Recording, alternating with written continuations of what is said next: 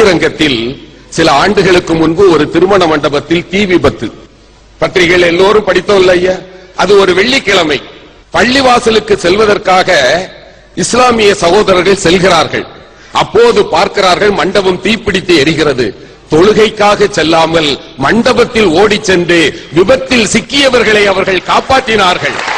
மட்டுமல்ல, ஜமாத்தில் இருந்து ஆம்புலன்ஸை கொண்டு வந்து அத்தனை பேரையும் மருத்துவமனையில் சேர்த்து என்ன சொன்னார்கள் தெரியுமா?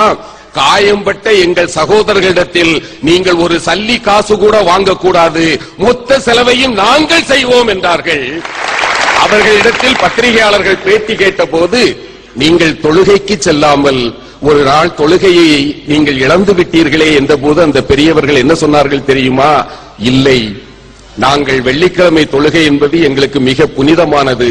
ஆனால் இன்றைக்கு நாங்கள் செய்த தொழுகைதான் அல்லாஹ்வுக்கே மிக பிடித்தமான தொழுகை என்று சொன்னார். இதுதாங்க சமயம் கடந்த மனிதாபிமானம் என்கிறதே.